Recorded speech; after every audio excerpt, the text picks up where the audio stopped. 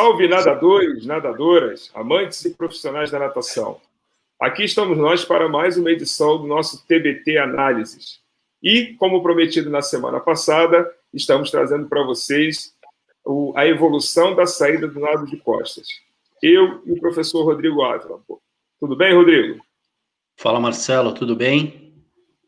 Tudo certo. E, antes de começarmos a falar sobre a evolução da saída do nado costas, quero aproveitar para convidar vocês para o nosso próximo Meeting Natação em Foco, a quinta edição do Meeting Natação em Foco. Dessa vez falaremos sobre preparação física na natação. Não percam, entrem no perfil da Uniswim oficial no Instagram, saibam como participar do nosso sorteio inicialmente e aguardem nossas informações sobre a inscrição do Meeting que vai acontecer no dia 17 de outubro.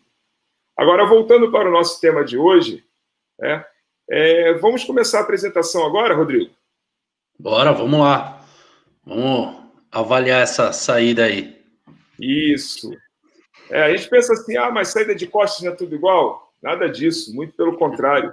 A gente vai poder observar hoje o quanto essa saída evoluiu, né? Principalmente, se a gente vai pensar nos últimos 50 anos, o quanto essa saída conseguiu evoluir. Essa é uma imagem de uma saída mais recente, né? A gente pode observar pelos trajes, pela forma de sair, né? pela possibilidade de impulsão, a capacidade de impulsão, e outros fatores que nós vamos poder observar nos próximos slides. Mas nessa imagem que você colocou, dá para ver uma grande diferença entre alguns estilos de saída, né? Sim, Já sim. podemos observar da primeira raia aqui, a forma que é feita. Da segunda raia, dá para perceber que é uma saída com uma parte aérea menor, né? Exato. Que ele está praticamente com um tronco já dentro da água. O nadador ao lado com a mesma fase aérea da primeira raia, e os outros dois atletas já um pouco mais dentro da água. Você percebe que aí são pelo menos 3 estilos de saídas diferentes. Exato. Eu arriscaria dizer, né, nós temos vários pontos para analisar, mas eu arriscaria dizer que a saída onde o nadador está priorizando a entrada na água já, uma fase aérea menor, provavelmente é um nadador que vai priorizar a sua golfinhada.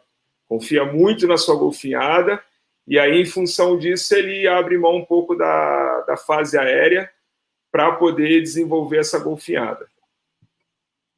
Com certeza, com certeza. E aí, assim, é que não dá para saber se é uma prova de 50, de 100, de 200, né? Então, isso tudo também influencia muito. Com certeza. Com certeza. Vamos aqui para o próximo slide. Aqui a gente pode observar, né, são 3 aspectos, né, que marcaram a evolução da saída.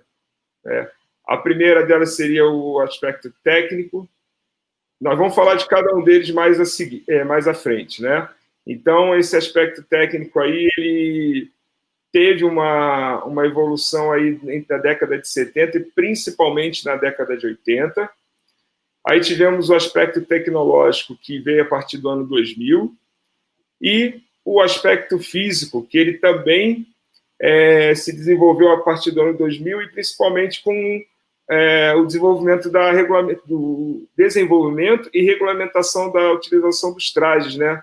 A partir do momento que passou a se usar o traje, com certeza a saída de costas sofreu uma influência altamente positiva em relação a isso.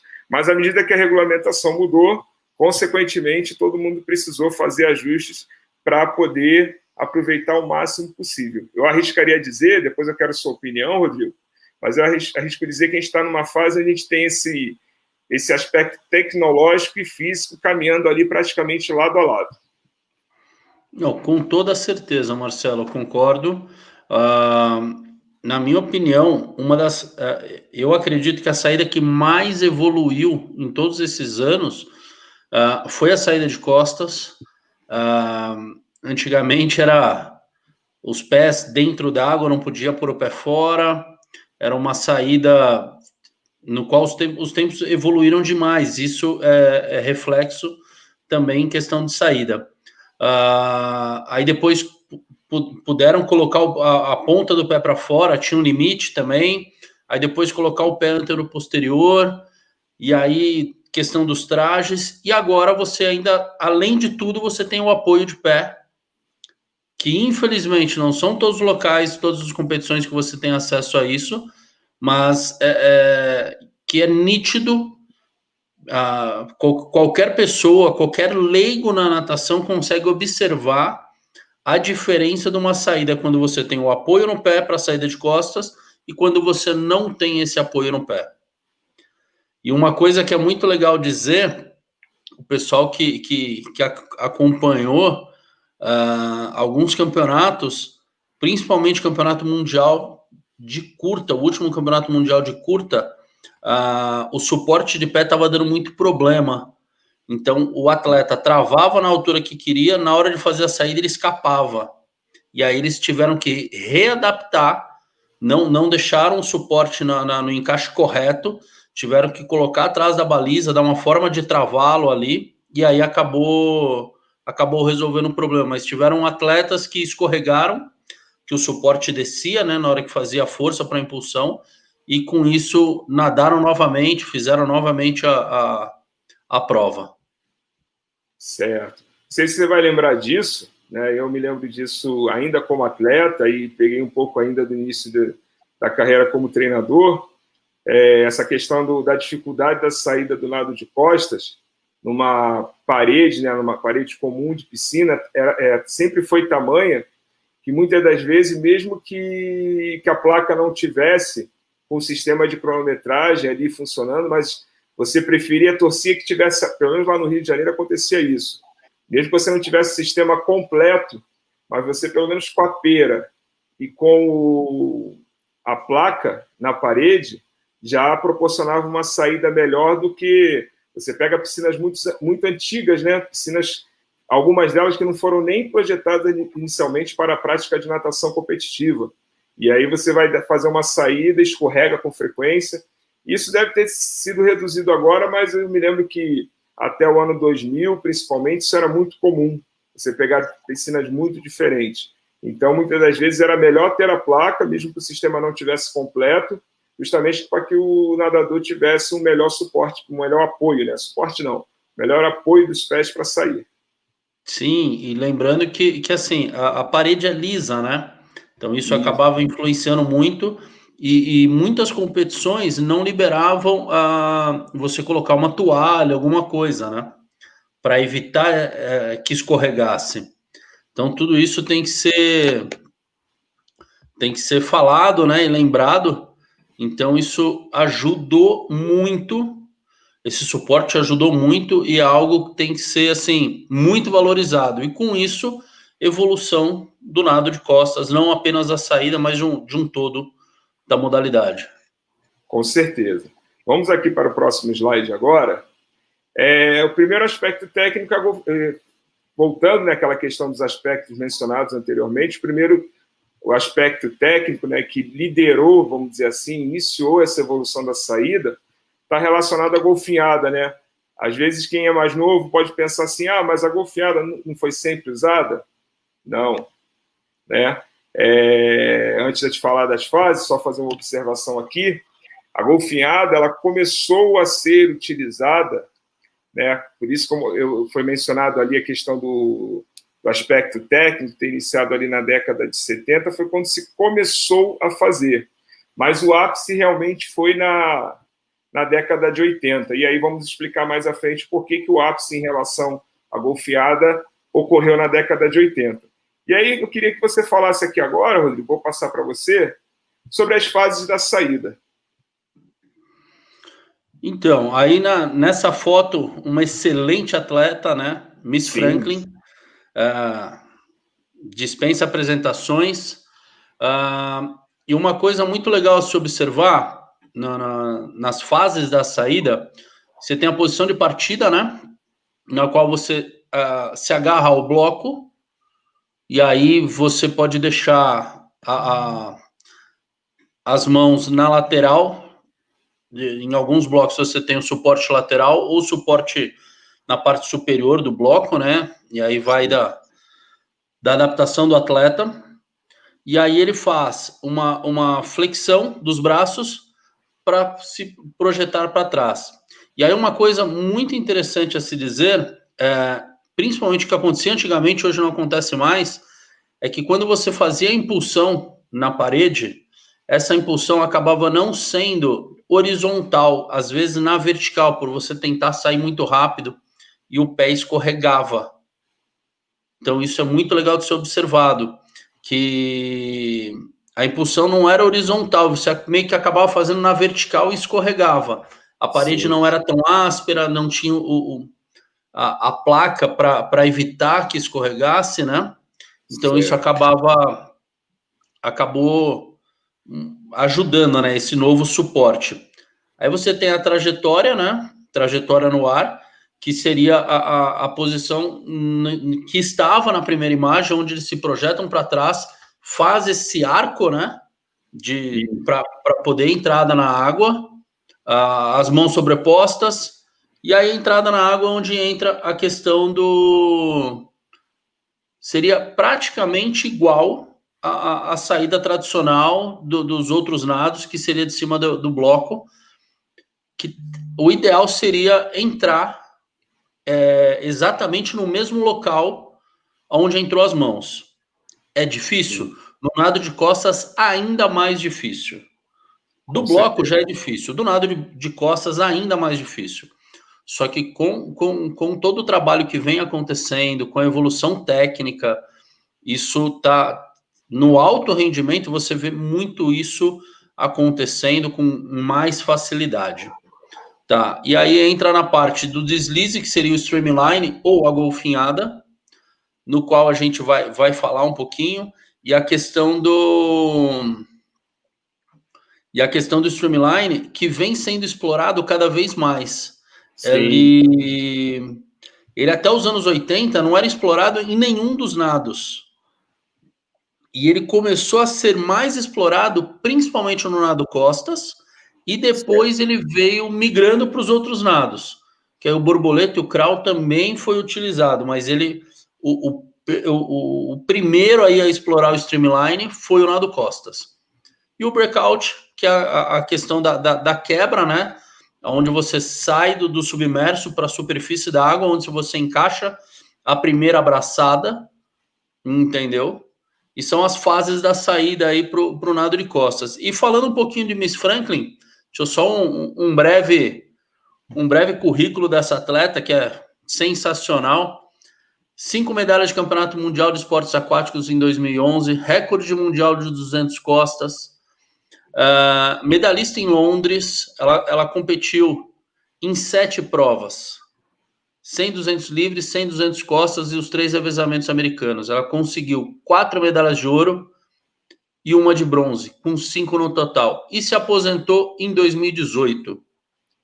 Foi uma pena, realmente. Em 2018, mas ela já vinha sofrendo com isso, né? Porque ela não conseguia mais na evolução da forma que estava vindo para o nado, e ela vinha sentindo muito, e um forte problema de ombro acabou tirando ela das piscinas, né? Ela surgiu tão nova e parou tão nova, né? Com 23 anos, se eu não estou enganado. Exato. Isso mesmo. Foi uma situação bem estranha, realmente, assim, uma pena, né? Isso ter ocorrido. Com certeza. Uma situação bem complicada. Vou passar aqui o próximo slide. Então, vamos lá. Quais seriam as consequências? Nadadores vencendo a resistência da água com maior facilidade, né? Em Seul, 1988, os principais nadadores conseguiram percorrer mais do que 25 metros em golfinhada. E aí nós tivemos a felicidade de poder trazer o vídeo dessa prova, né? Uma parte desse vídeo dessa prova que a gente vai mostrar mais à frente. E, em função do que aconteceu principalmente em 88, não somente em 88, mas a partir dessa situação, ficou, né, definido que o deslocamento submerso teria que ficar limitado a 15 metros. Que ficou muito nítido, né, a diferença do atleta nadando para o atleta fazendo streamline e aproveitando toda essa fase submersa do nado, né? E aí a FINA fez a mudança, impondo os 15 metros de limite, né?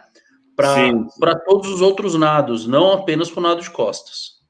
Com certeza.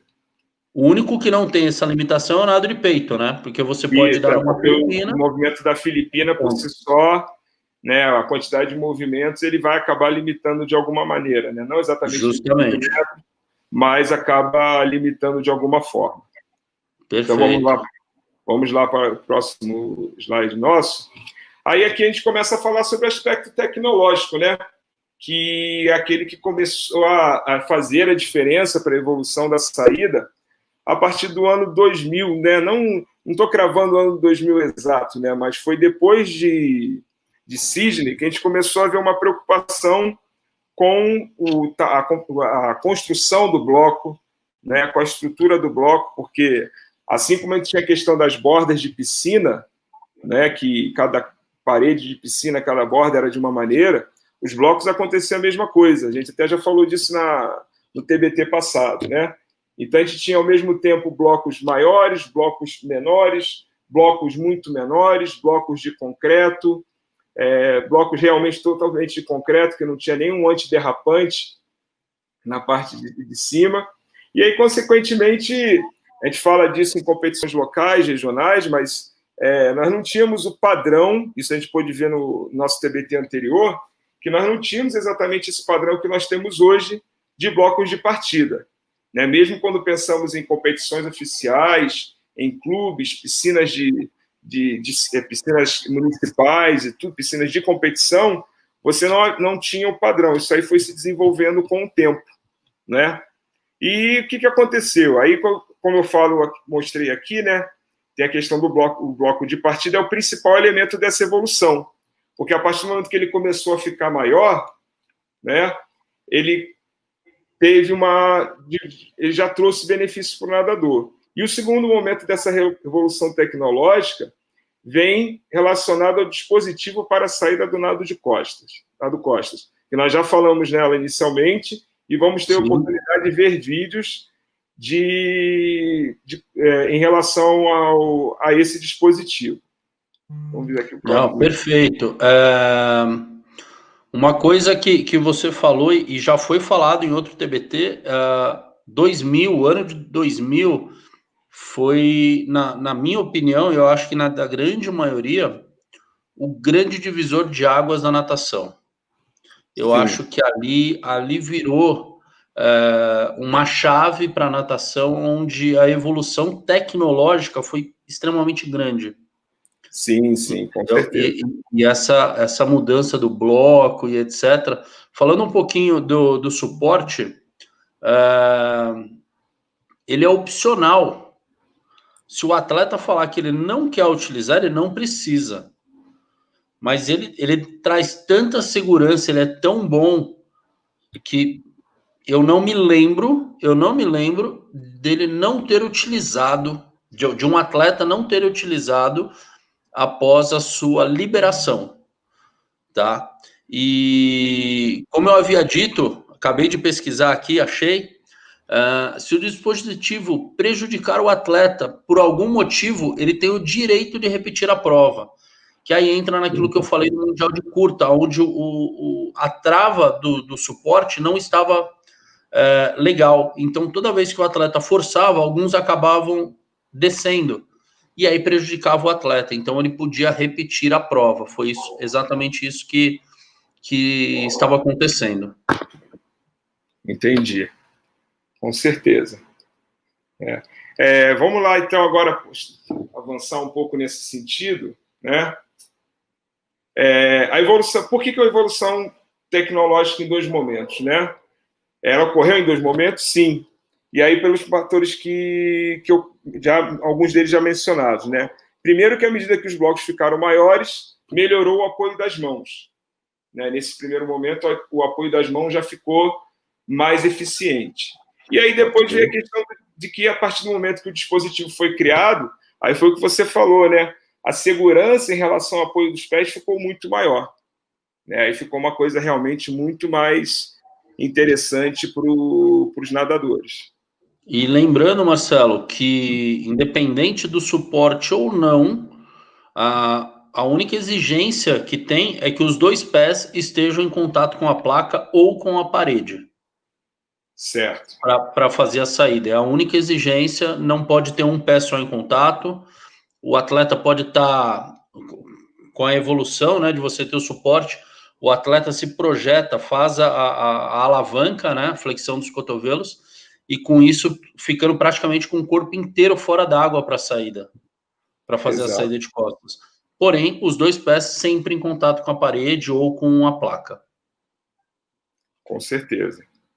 E aí vamos lá, ter a oportunidade agora, vamos ver aqui, falando ainda sobre o dispositivo, né, de auxílio de partida.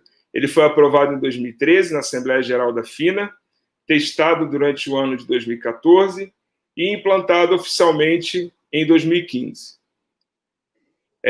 A ideia surgiu para evitar, né, já foi falado, justamente que os nadadores escorregassem na saída do nado costas, como ocorreu no Campeonato Americano de 2014, com a atleta olímpica Elizabeth Bessel, campeã olímpica em 2012. E aqui vem, vamos lá. Escorrega, dá para ver ela aqui, ó. Isso. Ela muito atrás. Muito. Saiu praticamente um corpo atrás. Sim, sim, foi uma diferença muito grande. E aí, nesse caso, dá para a gente observar o seguinte: havia uma placa para não escorregar. E aí entra naquilo que eu falei. O atleta, ele faz tanta força, ele quer se desvencilhar tão rápido, que ele acaba fazendo um movimento praticamente na vertical, né? E é onde escorrega. Foi o que aconteceu com ela. Exatamente. E ela terminou em sexto ainda, hein? Olha, ela conseguiu, apesar de tudo. Justamente. Exatamente. É uma situação que realmente foi um problema muito grande, mas que acabou estimulando a discussão, o debate e a criação desse suporte, né? Então, na verdade, esse debate já vinha de alguns anos, né? Eu me lembro desse debate, vinha acontecendo há algum tempo, da qual, assim, era comum isso acontecer em outras competições, mas aconteceu no Campeonato Grande, né? Que foi o Campeonato Americano, e aí entra aquele monte de questões que é o fato de acontecer num grande campeonato, prejudicou uma atleta campeã olímpica, então as coisas acabam andando mais rápido, né? Exatamente. Isso é inevitável, né? Felizmente ou infelizmente, nesse caso acabou ajudando de alguma forma. E se eu não estou enganado, quem ganhou a prova foi a Miss Franklin. Sim, que poderia ter ganho a prova, né, de qualquer forma, né? Não, com certeza. Não com uma situação dessa. Então, vamos lá. O nosso próximo slide. O último aspecto, né, que eu considero que acabou influenciando, né, em relação ao desenvolvimento da saída, a evolução do nado de costas é o aspecto físico, né?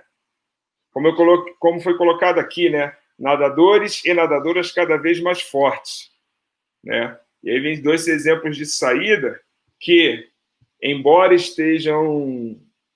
sejam saídas de provas recentes, já com a utilização, a gente consegue ver aqui tanto na primeira foto quanto na segunda foto, que essas saídas foram feitas com o dispositivo. Sim. Isso aí fica bem claro.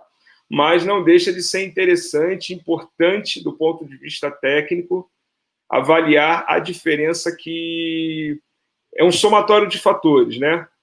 É a criação é um bloco melhor, um dispositivo também que não existia há algum tempo atrás, e outros fatores interferindo nesse desenvolvimento, né, na evolução da saída do nado costas. Os atletas estão muito mais fortes, a evolução técnica e física, e trabalho físico, e tudo isso só vem evoluindo, e com isso fazendo que a natação evolua, né? E aí entra aquilo que eu falei anteriormente. Você percebe aí, no caso, Etienne Medeiros, recordista mundial de 50 costas, praticamente fora da água. Sim. Ela tá com a ponta dos dedos na água aí e os pés fora da água. A fase aérea dela sem contato nenhum com a água. Essa foto me chamou bastante atenção. Justamente. Muito legal a imagem, muito legal. E vamos dar sequência. Aqui nós temos, pode falar um pouquinho desses dois estilos de saída? Sim, e aí entra naquilo que eu falei do agarre, né? O estilo aberto normalmente é feito por quem segura na lateral do suporte, tá? Para quem segura na lateral do suporte, onde você lança os braços abertos pela lateral do corpo, tá? E o estilo fechado normalmente é quem segura em cima, tem o suporte, faz o agarre, no caso aí, pronado, né? E aí faz a projeção do corpo para trás e lança os braços para trás e não lateral. Entendeu? Pegando na parte superior do bloco, ali do suporte para a saída do nado de costas, na posição pronado, e aí faz o estilo fechado. São essas as duas variações mais comuns da saída de costas aí. Embora a evolução da saída, né, do desempenho de uma forma geral muito melhor, muito superior, dê um leque de opções muito maior, mas o estilo fechado também acaba sendo bem interessante para quem prioriza a golfinhada, né? Porque vai ter uma entrada na água, se não vai ter uma impulsão muito grande, pode não ter uma impulsão muito grande, mas vai ter uma entrada na água um pouco mais alinhada, já pensando no aproveitamento mais eficiente da golfinhada. Eu não vou dizer que o que faz a saída no estilo aberto não vai ter esse aproveitamento, não é isso. Mas, com certeza, quem pensa no estilo fechado já está contando de poder aproveitar a golfinhada de uma forma mais eficiente. No caso, é o mais comum de se ver hoje em dia, né? Eu acredito que aí, você pegar uma final de um campeonato mundial, de uma final olímpica, dos 8 nadadores da final, 7 estarão fazendo estilo fechado, independente da prova. Certo, com certeza. Eu acredito até que o próprio dispositivo auxilia muito nesse sentido, né? Com certeza. E aqui, né, o que mudou no aspecto físico, né? Aí são dois fatores aqui, duas questões levantadas que a gente pode debater. Primeiro, a questão da adoção da preparação física, né, cada vez maior de uma maneira geral, né? O compreender que a natação não é feita somente dentro d'água. Parece um pouco estranho falar isso, mas é o que se precisa entender hoje em dia, que a natação não é feita somente dentro d'água. Mas é a pandemia que impulsionou isso? Não. Independentemente de pandemia ou não, cada vez mais se tem consciência de que a natação não é feita somente dentro d'água, né? Então, a adoção da preparação física, de uma maneira geral, ela acabou contribuindo também para a evolução dessa saída. A utilização dos trajes também, né? Porque os trajes tecnológicos, principalmente do que começou a surgir ali em 2000 e teve o ápice em 2009, eles interferiram na preparação física do nadador, né? Ele proporcionava uma visão diferente do que deveria ser essa preparação física, porque o traje colaborava para que nadadores mais fortes se sentissem à vontade dentro da água. Isso foi muito observado no masculino, principalmente. E outro fator também é que, com uma regulamentação mais rígida dos trajes, você também precisou se adaptar. Todo profissional, né, nadador, todo mundo envolvido precisou ter consciência de que essa preparação física também precisaria se ajustar. E aí, cada vez mais, se vê a especificidade em relação ao que é feito de preparação física. Não, com certeza. O traje ajudou muito, tanto é que já foi falado aí, a questão física, na época dos trajes era pareciam halterofilistas nadando, e aí isso teve que ser mudado, né? Muito bem observado aí. Vamos lá, vamos passar aqui agora. Aqui nós temos, né, o exemplo da saída de Seul em 1980, né? Então, vamos 88. 88, corrigindo. Vamos aqui abrir o link. A gente consegue ver.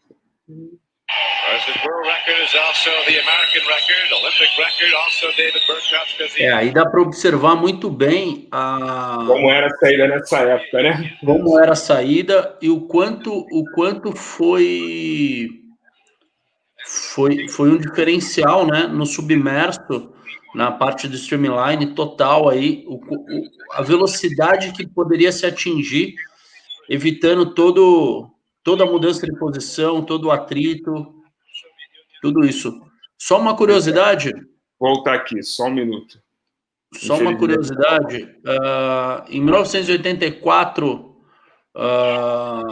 um dos precursores da fase submersa do streamline foi um porto-riquenho, Jesse Vassalo. Ele ganhou muita repercussão, né, no caso, nos Jogos Olímpicos de Los Angeles, que a princípio tinha sido o único atleta na prova a fazer o submerso mais longo, tá? Já no revezamento deu para se observar que outros atletas fizeram, mas na prova foi o único a ser observado. Isso. Vamos voltar então aqui, para a gente poder observar mais uma vez. Infelizmente, vamos ver aqui se a gente consegue.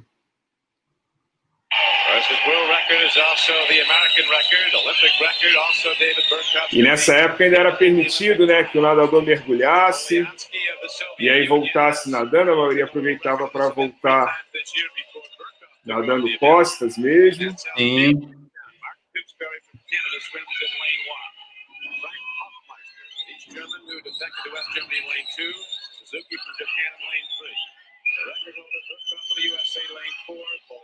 Olha os blocos, muito menores. Sem suporte, sem apoio nenhum, sem suporte nenhum.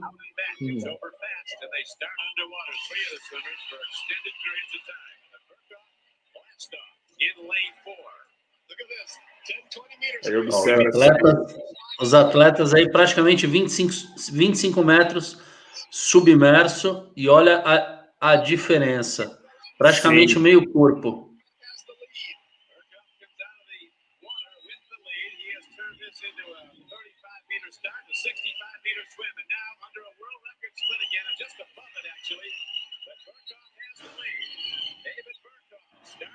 E eles lideraram a prova.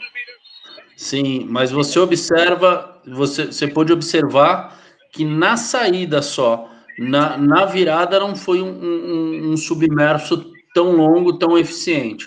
Sim, até pela questão do cansaço, né? Proporcionado Justamente. pela...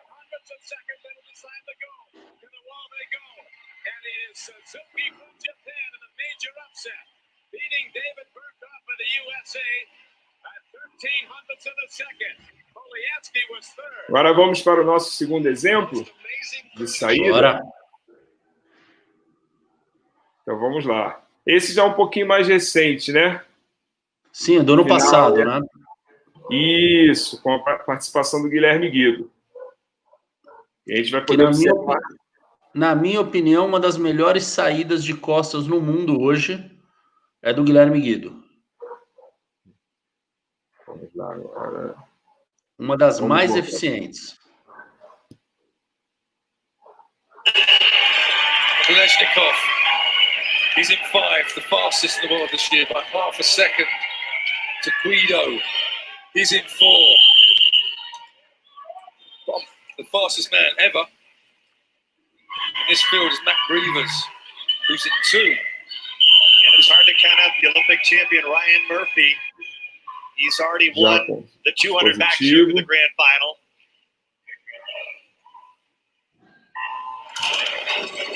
Expect Guido in 4 to be out fast. He won the 50 backstroke. He'll go at this. Todos aproveitando ao máximo os 15 metros permitidos, saindo no limite, inclusive na virada. Sim, sim. Inclusive na virada. O fato de estar limitado a 15 metros possibilita, na verdade, que todos tentem aproveitar os 15 metros a cada virada, né? Não arrisquem tudo numa primeira fase submersa. E numa prova de piscina curta, de 25 metros, se a gente observar isso, se ele fizer um streamline de 15 metros, ele nada a 10. Numa prova de 100 metros, ele nada a 40 metros. Exatamente. Exatamente. E aí, ó, falando do Guido, vencedor da prova, na minha opinião, uma das melhores saídas de costas do mundo na atualidade. Muita força, muita técnica, muito bem aplicado o movimento na saída. E a gente observa a diferença, né, de que essa saída, por exemplo desse vídeo, você consegue observar todos os nadadores. Se você fixar ali a sua atenção em relação à saída, você observa que todos eles, sem exceção, você consegue observar o momento em que os pés deles saem totalmente da água e, lógico, é muito complicado entrar no mesmo ponto, né? O corpo todo entrando no mesmo ponto, mas fica bem visível a tentativa de todos em buscar esse objetivo, né? Não, com certeza, com certeza. Então vamos lá. Vamos aproveitar agora, depois de ver essa brilhante prova vencida pelo Guilherme Guido, vamos aproveitar para ver exemplos interessantes de saída de costas, vídeos relacionados ao movimento, que ajudam a compreender como esse movimento deve ser feito. It's very important to push yourself out and forward and find a perfect entry point. Once again, push yourself a little bit out and forward. Aí a gente consegue observar, Marcelo, uma saída fechada, no caso, né? Na qual ele faz o lançamento dos braços por cima da cabeça, faz uma parábola e entra praticamente no mesmo lugar da onde entra o corpo. Tá? Dá para observar que ele não tem nenhum suporte ali, nenhuma placa, mas aparentemente é uma piscina mais nova, mais recente, onde a parede, né, o piso, o azulejo antiderrapante e tudo, ele consegue fazer um movimento bem legal aí, muito interessante. Mas assim, é de se admirar, né, de que apesar de provavelmente ser uma piscina mais nova e tudo, ter um ladrilho antiderrapante, mas não há nenhuma placa, não há nenhum dispositivo, né, e mesmo assim é uma excelente saída, ajuda muito na questão de poder observar os movimentos, a questão da entrada na água, como você mencionou, ficou realmente muito boa essa saída. Sim, sim. Muito interessante mesmo. E aí a gente observa a evolução, né? Que a gente pode explorar isso aí mais para frente, essa questão do streamline, onde ele faz a entrada na água e afunda, ele não fica rente à água. Ele vai para baixo, começa a fazer todo o streamline, a ondulação, e aí ele vai subindo para fazer o breakout ali na frente, próximo aos 15 metros. Exatamente, muito interessante mesmo. Isso aí com bom treinamento, com foco em relação ao número de golfinhadas que vão ser feitas dentro dos 15 metros, e aí você consegue saber exatamente como realizar essa saída. Aí vamos agora para um educativo, né? Trabalho do chute, um exemplo de educativo. Então vamos aqui. Well, you typically have your toes below the surface. Some people may feel the need to wrap their toes just a bit over the edge. This will give you a little more ability to push out of the water. Start in a typical backstroke start position, but instead of diving back, try to Muito interessante esse educativo aí, onde o atleta faz o movimento de saída, o movimento inicial de saída, e aí faz um movimento carpado para fazer a impulsão, né? Onde ele tira praticamente o corpo inteiro da água e mantém o corpo inteiro no ar. É um educativo muito legal que dá para se observar o atleta fora da água completo, que é onde ele faz o treinamento da parábola para fazer o movimento correto de entrada na água, que foi feito agora. Deu para observar isso no último movimento. Isso, mas lembrando sempre que o foco aqui nesse educativo mesmo seria aquele momento do impulso, da perda de contato com a parede, o primeiro, vamos dizer assim, primeiro momento da fase aérea, né? A ênfase aqui é essa. Sentir, aproveitar, observar, perceber como o movimento do corpo precisa ser feito, como precisa ser feita a aplicação da força. Sim. E aí agora, um questionamento, uma pergunta, né? Vamos lá, vamos acompanhar esse vídeo para saber se isso vai ser possível no futuro.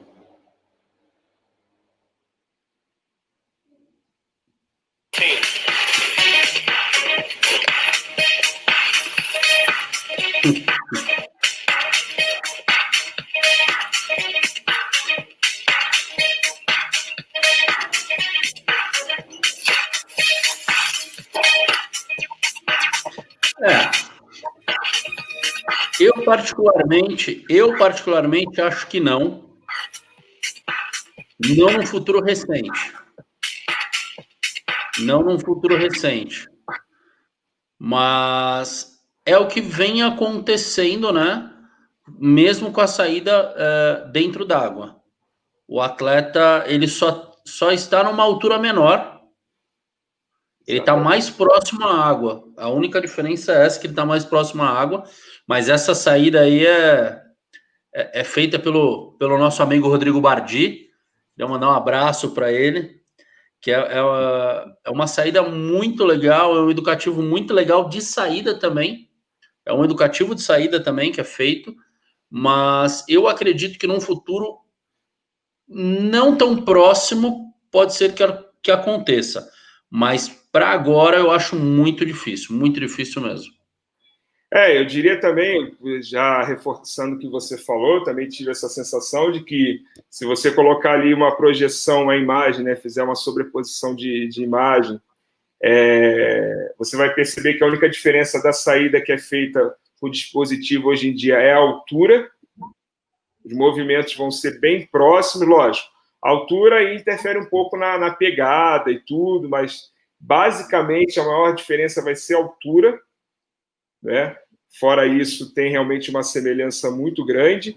E aí tem a questão também o seguinte, né? À medida que, lógico, queira ou não, algumas piscinas vão ser reformadas, algumas piscinas antigas vão deixar de ser usadas, piscinas novas serão construídas, e aí a tendência é que não vai ser toda piscina que vai ser possível fazer isso, nem todo nadador, evidentemente, vai conseguir fazer, mas pode vir realmente ser uma possibilidade no alto rendimento.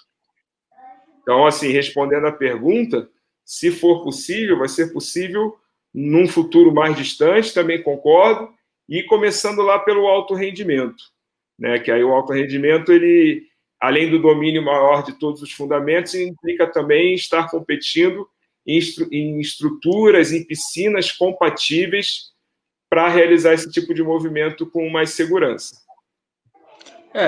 Esse é um dos motivos de eu não acreditar que seja para um futuro tão próximo, tá?